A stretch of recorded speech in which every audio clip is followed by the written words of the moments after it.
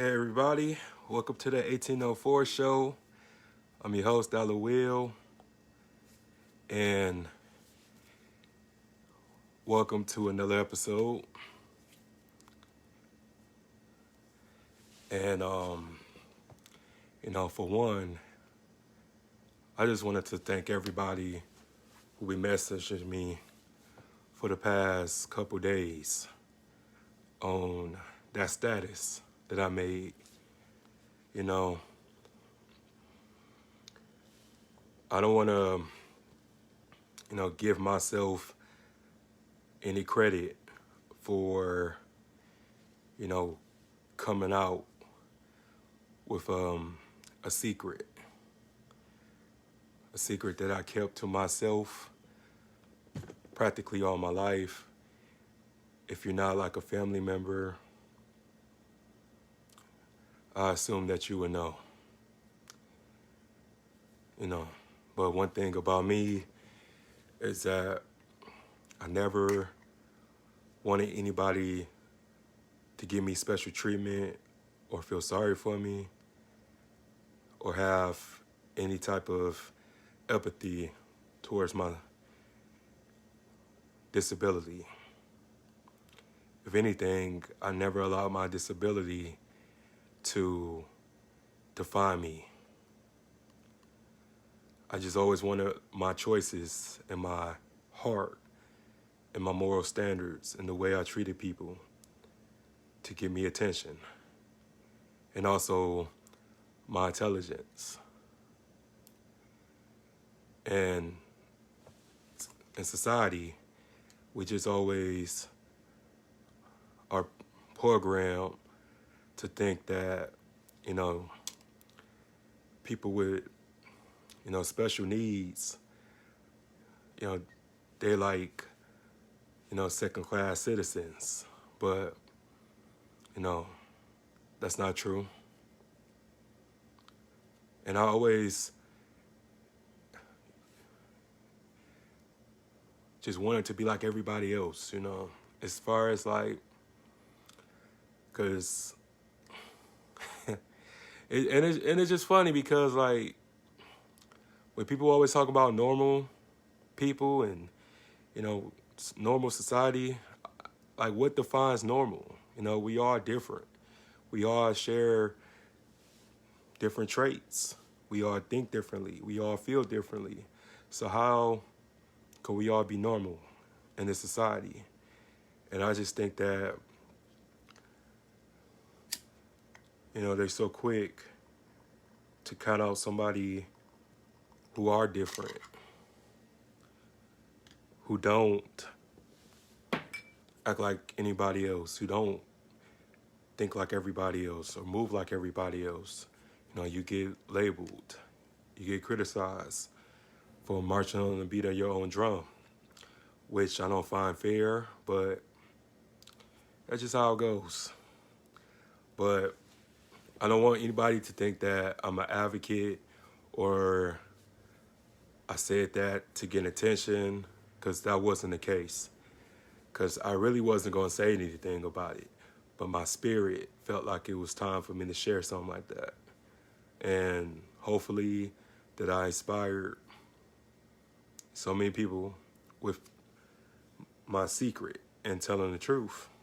Because it was really tough to really go into that and tell people how I felt and how, it affected me. But I'm going to pretty much elaborate on that and just, tell everybody how, something like that can really mess up a community, mess up a family. Because the truth of the matter is that we are destroyed by our families before we go out into the world. Our families are our first bullies. Our families can be the ones who criticize us before we even know whatever we go through, like we get shown upon and stuff like that. But pretty much all I can tell you is that, one day when I was able to go to school, I went to Long Street Elementary School.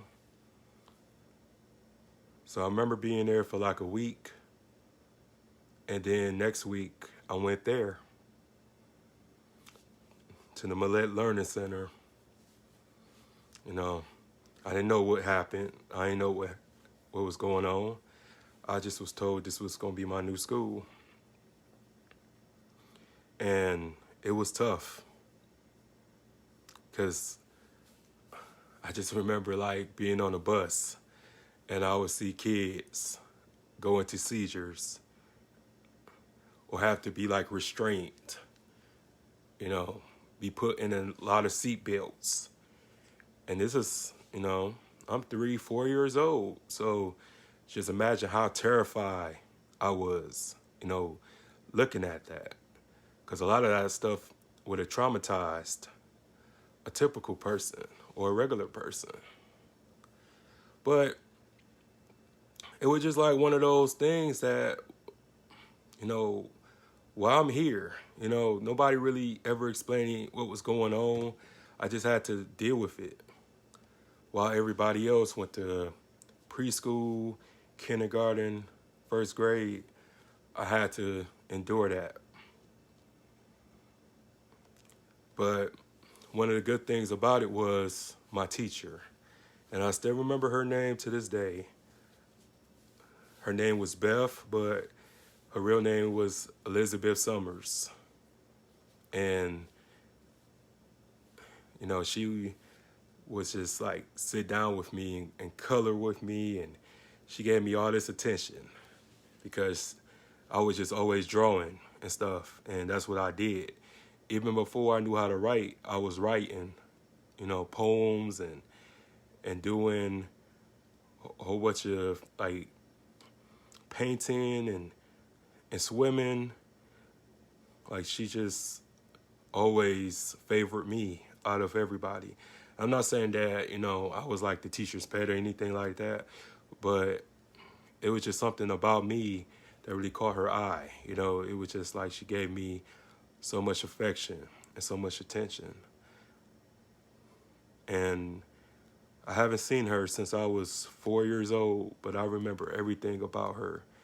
And she was like one of the first human beings that I saw that a teacher should be able to, love a student unconditionally, no matter who they are and no matter what kind of background they come from, if they live in the hood. But, that's why teachers are so important in this society, because a teacher can really make you forget what you go through at home. When you go through in life, a teacher can really inspire you to be whatever you want to be. And, like I said, before I knew what letters was, because I used to just look at my old handwriting. I would just like, be having like chicken scratch and this and that. So it was just one of those moments, man. Like I look back on it and I really miss her. And I would love to see her again. But yeah, going there, I just met a lot of people and just seen a lot of people with disabilities and stuff like that. And again, I used to swim. I started swimming at 4 or 5 years old. I even got in like a certificate for swimming. I don't know if I could swim now. I haven't done it in so long, but I just remember doing it. So I remember when they let me go to Salina Elementary. And I just don't know how people perceive me. I don't know if I was accepted or if anybody knew. We all was kids, a lot of kids, was mean. I used to fight all the time. I was always in Mr. Maple's office. I was always fighting, man, because people would call me dumb. People call me stupid, So, but I just had a real bad temper because, a lot of people would just make fun of me. And would call me stupid, call me dumb, call me retarded, all types of shit. So I would fight, because, shoot, I didn't know how to express myself. It wasn't like I had any cousins, going to school with me, so I had nobody to stick up for me, so I had to stick up for myself. But I was always getting suspended because I was just fighting. I had a bad temper. I still have that bad temper too, but, as I got older, I think about consequences now. But around that time, I just was insulted a lot, when people would just make fun of me for something that I had no control over. But, again, I was drawing, I was painting, I was just doing schoolwork. Because every time I would get home after being suspended, my sister would be my teacher. She was like my tutor and stuff.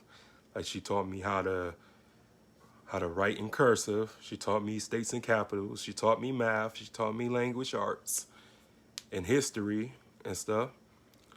So, like I said, I would just, gotten so many awards for being smart and being on the honor roll. But how when you hear a lie so long, it becomes the truth. So my cousins used to always call me dumb. My cousins used to always call me stupid. So one day I believed them. One day I really felt like I was stupid because I heard it from so many people and I believed it. So I didn't have confidence in myself. I didn't believe in myself because of my family, which just always make fun of me. But my one cousin John, he would always have these books in his house. And I used to always go over his house. We close in age, so we was practically like brothers, then cousins.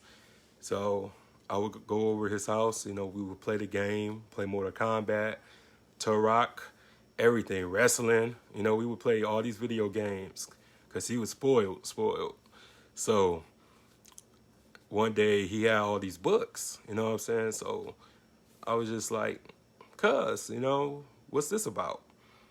So he would just, elaborate, and he would give me this long-ass summary about what this book was about or these documentaries was about, and we were watching them together and this and that. So that really had compelled me to knowledge. So everything that you guys see on my page and seeing my statuses and my stories and everything, it came from, self-educating myself and learning about things and watching things and studying. That's what it really came from.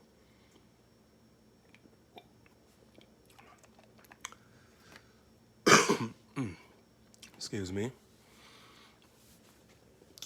But I just went through a lot, just trying to, find myself, find my lane, find my purpose in this life. When it comes to, people, they say they know me and they say that they know everything about me. If you didn't know that, then you don't. You have no idea. But I just always been myself. I always kept it real. So I felt like, maybe I should tell it and let everybody know. But here's the thing, like, you'd be surprised how many people that you know that went through the same thing. It's a lot of parents, man. It's a lot of black parents. I'm not saying mines, but I'm saying in general, there's a lot of black parents that will falsify or put their children under, the system and the system so they can get a check every month. Knowing damn well ain't nothing wrong with them kids, you know what I'm saying? Knowing damn well that they're just opportunists. It's a lot of opportunists out here, man, and I just sit back and think about all the shit that I had to endure at my expense, and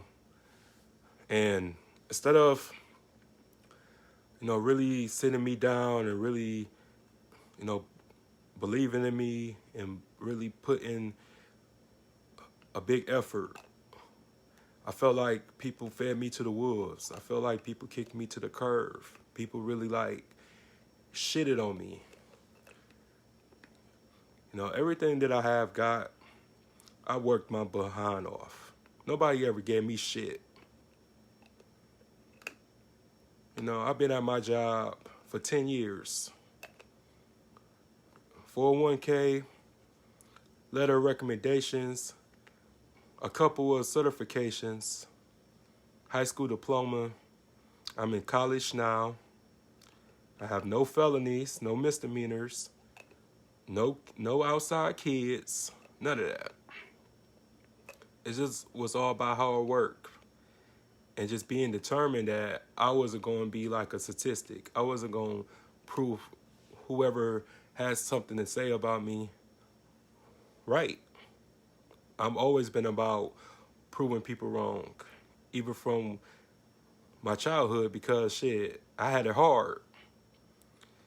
Because people isn't going to look at you as a inspiration.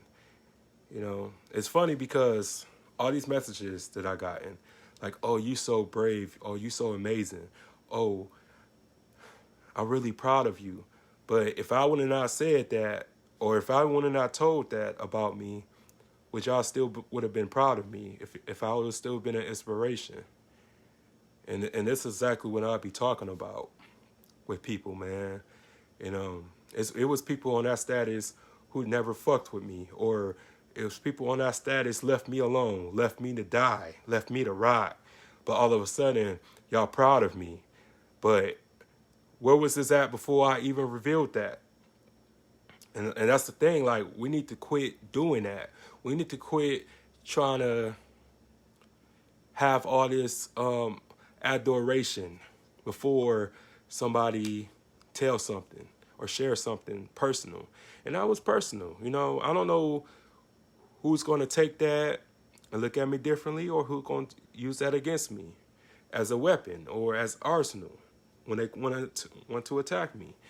But just because I was diagnosed with something doesn't mean I wasn't, or doesn't mean that I am. It's just I was diagnosed with it. And I never, ever was a victim of anything. If anything, shit happened to me, and I always overcame it. I always, learned from it and moved on. Because I always became a survivor. I always was a survivor. Because I just looked at it like, it was something that I had to go through. So I can have a story, one day for a kid who's going through it, so I can tell them, like, hey, you don't have to be like this, just by hard work and determination, you could be whatever you want. But us as black people, man, from our parents, from our grandparents, from our siblings, we get destroyed by our families before we get destroyed by the world. And everybody talking about this race shit, talking about the police, but we need to try to, check these motherfucking parents.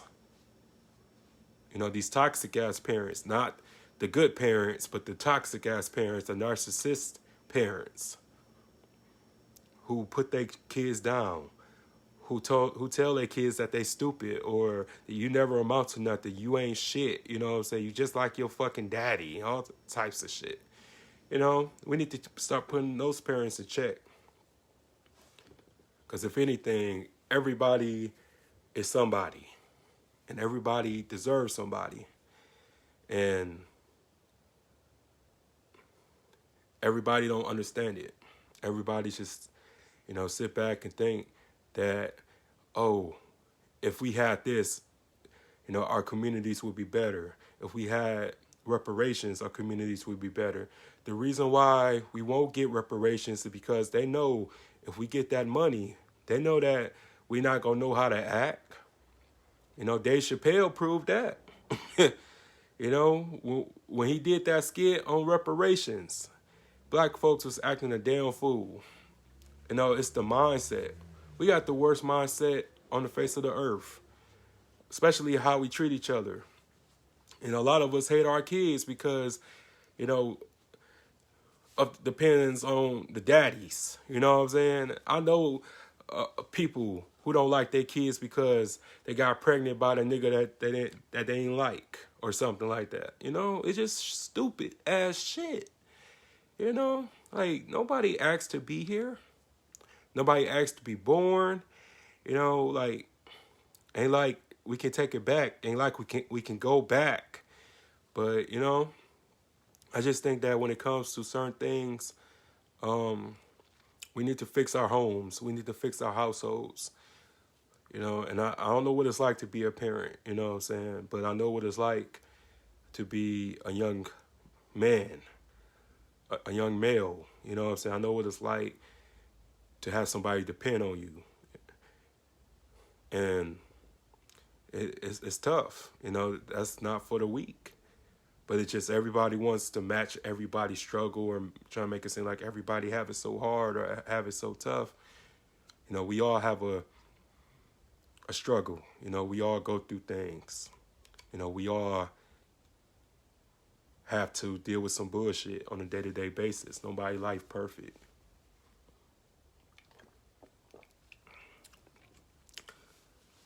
But I just think that people just really need to stop, mistreating people. Because you don't know somebody's story.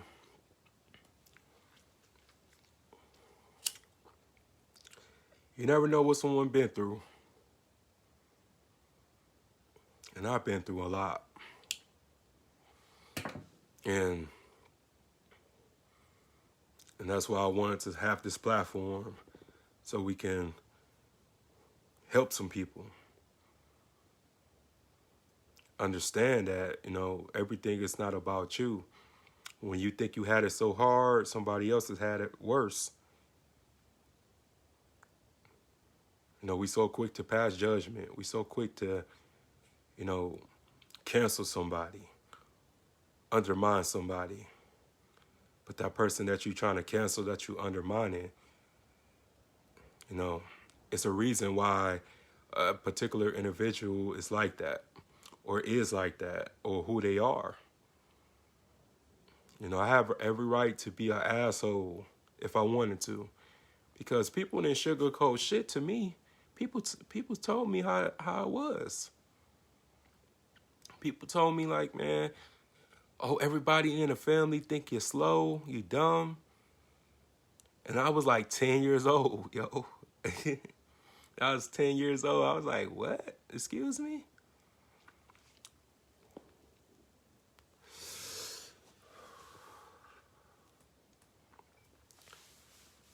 And it just, people just say like, oh, I know you. I'm like, man, you have no idea. You don't know me. You have no idea how far I had to work, how far I had to fight to get to this point, to be accepted by my society, by my community, by my peers. Like I said, people just have no idea. People don't know.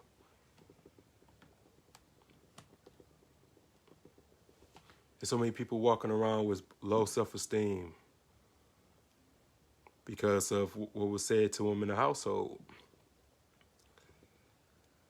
But it's always that stranger that you will meet that will believe in you more than anybody ever have believed in you and your family. That will tell you that you can be what you want. You can do what you want. You don't gotta listen to that. You don't have to put yourself through that. You don't have to suffer no longer. Like I said, I was grateful when I didn't have my father, my biological father. I was lucky to have 2, 3, multiple mentors to put a lot of knowledge in me, to put a lot of manpower in me, pass the torch to me. My first was my grandfather. And I only knew my grandfather for 3 years, and then he passed away 1999. Then 2002, I had Mr. Brian Pruitt. And to this day, he still is there for me. Had another one named Frank. Had another one named LeRon. So I had a lot of good men that came into my life and encouraged me and saw potential in me and saw that I was intelligent, that I was smart, that I was ambitious, that I was headstrong, that I had good ideas. But no, I'm not no advocate for autism, guys, because I never claimed it. You got to claim something to become an advocate. I never claimed that because I'm as good as anybody out here. I feel like I have done something monumental. I've done something very historic. And just by giving it all I got every day, you know what I'm saying? I don't half-ass. I don't be lazy. I don't lose a step. Every day I always try to make an effort to outbeat that last episode that I done, or the last work shift, or the last day that I done, or previous day. I ain't lazy, and everybody know that. I deserve nothing but respect. Don't give me love, give me my respect. I would take that because love becomes hate, but respect lasts forever. You don't have to like me. You don't have to love me, but you will respect me. Because, who else is doing this? Who else is giving y'all raw, real, and uncut stories and good content, good everything? It's me. And I don't try to be something that I'm not. I only speak of things that I know. And I know that it be your own people that would destroy you faster than anybody. And those generational curses, man. We can't pick our parents. We can't pick our families. But we can only pick what we do at the end of the day. I love my family. I want them to love me back. I want them to accept me for who I am. Because it was tough, man. It was tough. How a lot of people left me hanging. When I lost my brother, it was tough. No support system, no none of that. But I survived.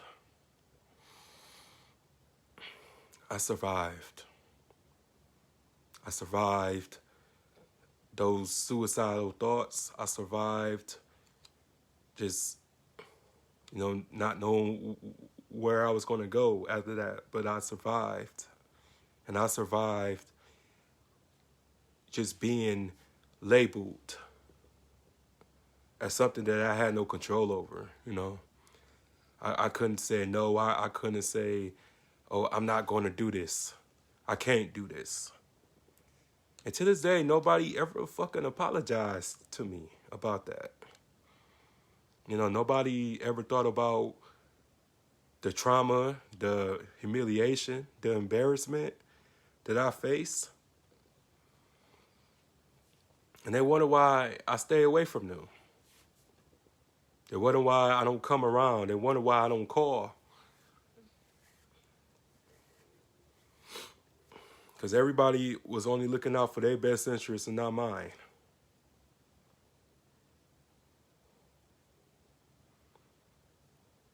Like I said, I don't hate nobody. But, shit still hurts. Shit still hurt a nigga, man.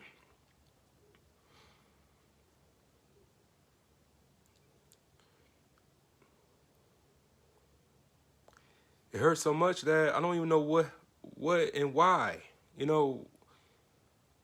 Why y'all put me through that? And y'all need to quit letting these teachers, man, raise your children when y'all have to raise y'all children.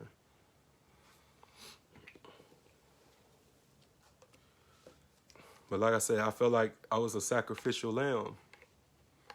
I deserved better than what I gotten. But yet, it made me who I am today. Somebody who cares. Somebody who knows what it's like to be counted out. Somebody who knows what it's like to be ridiculed, shamed, all types of shit. But I hung in there. I'm still hanging in there. I had to endure a lot of bullying because of that. And I hate to be bullied. Because now, I would want to kill your ass now if you try to bully me. Because I've been bullied majority of my life. Like 95% of my life, I've been bullied. And I was too small to do anything about it. But since I'm big and strong and powerful, I want to knock a motherfucker out now. But I fight back other ways. But I just wanted to elaborate on that. But again, I'm not no victim. I'm not no advocate. I'm just a man that's telling y'all a story. My story. And again, I'm not trying to get no attention. I'm not trying to, throw nobody under the bus. I ain't trying to make nobody feel bad. But hey, now you know why I'm the way that I am. What would you do if you got labeled and you got mistreated? We have to go with the flow when it comes to our parents. But when you are grown, you go your own way. And I'm going my own way. But yeah, I'm going to end this on that note. Got an episode tomorrow with my homie Eddie Robinson. Friday, got Frankie Rich. Saturday, got D'Angelo Trice. So again, man, I just want to say thank y'all for tuning in. Thank y'all for watching the 1804 show. We doing it big. And thank y'all for allowing me to be the #1 podcast in the city. So, y'all have a good night. God bless. Be safe. Be humble. Peace.